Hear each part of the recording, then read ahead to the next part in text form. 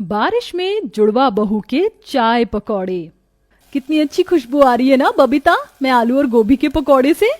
हाँ, और ये देखो प्याज के पकौड़े कितने ज्यादा क्रिस्पी हैं। आज तो माँ हमारे हाथ के पकौड़े खाकर बहुत खुश हो जाएंगी। गीता बबीता दोनों जुड़वा बहनें किचन में खड़े होकर गर्मा गर्म पकौड़े तल रही होती हैं। इसी के साथ साथ गर्मा गर्म चाय बनाकर चाय और पकौड़े अपनी माँ ममता को ले जाकर खिलाती हैं। अरे वाह, ये आलू गोभी के पकौड़े तो काफी ज्यादा अच्छे हैं। बबीता, तुम अब पकौड़े बनाना अच्छे से सीख गई हो। अरे माँ, आप भी ना, ये आलू और गोभी के पकौड़े मैंने बनाए हैं और प्याज के बबीता ने। अच्छा, मैं भी ना। अरे तुम दोनों जुड़वा हो, लेकिन तुम दोनों का चाल चलन और बोलचाल भी बिल्कुल एक जैसी है, इसलिए हमेशा मात खा जाती हूँ तुम्हारी माँ होकर। मैं तुम्हें ठीक से नहीं पहचान पाती। ना जाने तुम्हारे ससुराल में क्या होगा। तुम्हारी सास तो तुम दोनों में हमेशा कंफ्यूज ही रहेगी।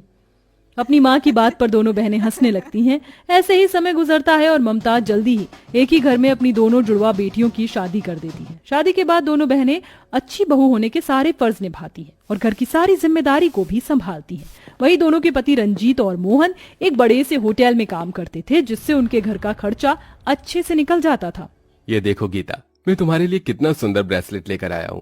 पता है, आज होटल में एक कस्टमर ने मुझे ढेर सारे पैसे टिप में दिए। उसी से ये गिफ्ट मैं तुम्हारे लिए लेकर आया हूँ। अरे जीजा जी, आप फिर मात खा गए। मैं गीता नहीं बल्कि बबीता हूँ। क्या? हे भगवान, आज फिर मुझसे गलती हो गई। मैं तो कह रहा हूँ कि तुम दोनों बहनें अपने गले में अपने अपने नाम का बोर्ड लटका कर घूमो, तभी जाकर पता चलेगा कौन गीता है और कौन बबीता। शादी के बाद भी दोनों बहनों के पति को हमेशा अपनी जुड़वा पत्नियों में कंफ्यूजन रहती थी। ऐसे ही हंसी मजाक में पूरे परिवार की जिंदगी अच्छे से कट रही होती है। लेकिन एक दिन जब दोनों भाई होटल से लौटते हैं तो उनके चेहरे पर एक अजीब मायूसी और परेशानी छाई होती है। रंजीत, मोहन, क्या हुआ तुम दोनों को? तुम दोनों इतने परेशान क्यों हो? क्या बताएं माँ, हम जिस होटल में दोनों भाई काम करते थे वो होटल अब बंद होने जा रहा है। सुना है वहां पर कोई डोमिनोज का रेस्टोरेंट खुलेगा। आप लोग इतने परेशान मत होइए, कहीं ना कहीं आप दोनों को नौकरी मिल जाएगी।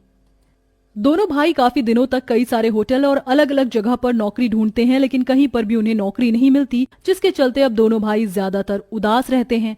अपने दोनों बेटों को इस तरह उदास देख, कहाँ पहले मेरे दोनों बच्चे हंसी खुशी रहा करते थे और अब देखो इनके चेहरे पर से तो हंसी ही गायब हो गई है। क्या करूं मैं अपने दोनों बेटों के लिए कि मैं इनकी मुस्कुराहट वापस ले आऊं।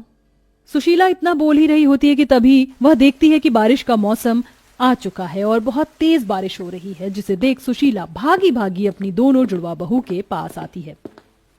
क्या हुआ माँ जी, आप ऐसे भागती हुई क्यों आ रही हैं? बहू, जल्दी से गर्मा गर्म पकौड़े बना। मेरे दोनों बेटों को बारिश में पकौड़े खाना काफी पसंद है। क्या पता इसी से उनके चेहरे पर मुस्कुराहट आ जाए। अपनी सास की बात सुन दोनों जुड़वा बहनें जल्दी से किचन में जाती हैं और गर्मा गर्म पकौड़े और चाय बनाकर लाती हैं। रंजीत और मोहन जैसे ही अपनी जुड़वा पत्नियों के हाथ की गर्मा गर्म पकौड़े खाते हैं। ये पकौड़े सच में तुमने ही बनाए हैं या किसी 5 स्टार होटल से ऑर्डर करे हैं? वाह, इतने टेस्टी पकौड़े तो मैंने आज से पहले कभी नहीं खाई। सच में बहुत टेस्टी हैं ये पकौड़े। तुमने तो सच में मेरी सोच से भी अच्छे पकौड़े बनाए हैं। इस बारिश के मौसम में इतने स्वादिष्ट पकौड़े खाकर तो मजा ही आ गया। अपनी बहू बेटों के साथ सुशीला बारिश के मौसम में गर्मा गर्म पकौड़े का आनंद ले रही होती है कि तभी अचानक सुशीला के दिमाग में एक आइडिया आता है। एक आइडिया आया है मेरे दिमाग में। जब तुम्हारे हाथ में इतना अच्छा हुनर है तो तुम इसका इस्तेमाल क्यों नहीं कर रही हो? बारिश के मौसम में हर किसी को पकौड़े खाने का शौक होता है, तो तुम क्यों ना चाय के पकौड़े का ठेला लगा लो। माँ बिल्कुल ठीक कह रही है। तुम्हारा पकौड़े का ठेला चलेगा नहीं बल्कि दौड़ेगा। तुम बस एक बार हाँ कर दो। अपने ससुराल की हालत देखते हुए पकौड़े का ठेला लगाने के लिए दोनों मान जाती हैं और अगले दिन ही पकौड़े बनाने की सारी तैयारी कर ठेले पर पकौड़े बेचने के लिए निकल जाती हैं। आइए आइए और जुड़वा बहू के हाथ के गर्मा गर्म पकौड़े खाइए। एक बार आएंगे बार बार आएंगे। पूरे बाजार में इकलौते जुड़वा बहू को बारिश के मौसम में पकौड़े बेचता देख आसपास के लोग उनसे पकौड़े लेकर खाने लगते हैं, जो उन्हें काफी पसंद आते हैं।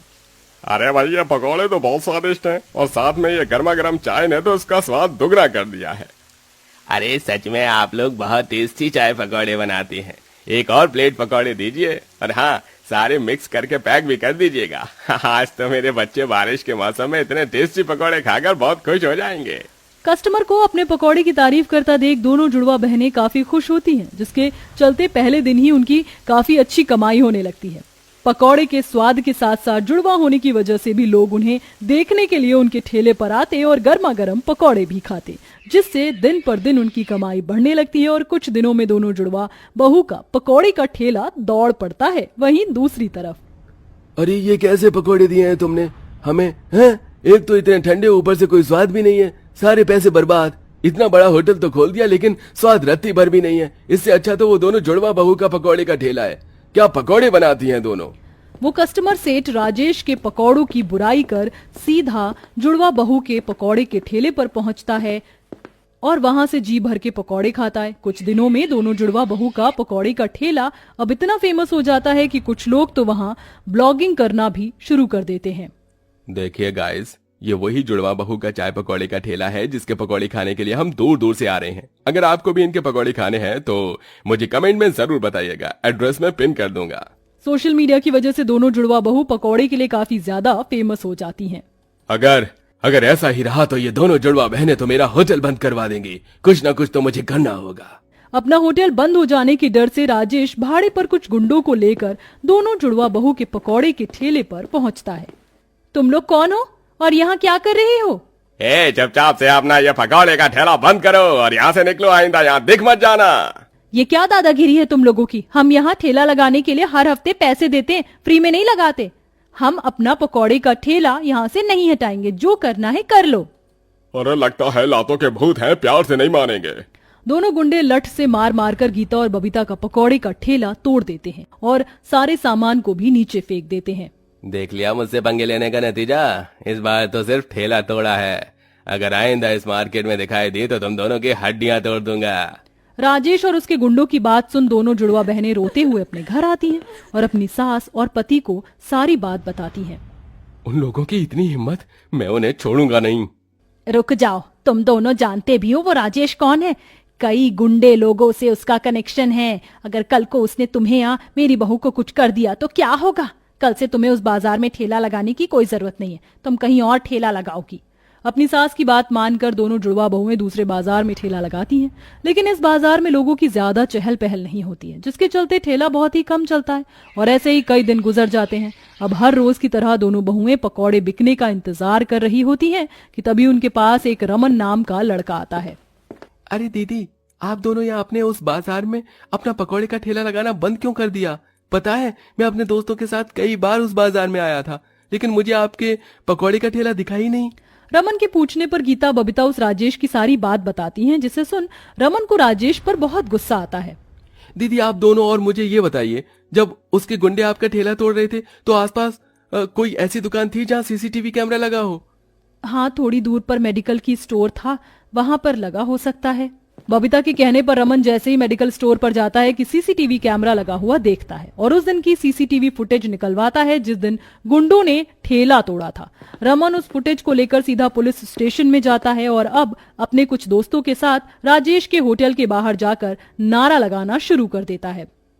कौन हो तुम लोग और मेरे होटल के बाहर क्या कर रहे हो? हम तेरी गलती की सजा हैं, जो अब तुझे भुगतना होगा। जो तूने इन दीदी के साथ किया है वो सही नहीं किया, जल्दी से इनसे माफी मांग ले। हाँ, वरना ये लोग तुम्हारा वो हाल करेंगे जो तुमने सपने में भी नहीं सोचा होगा।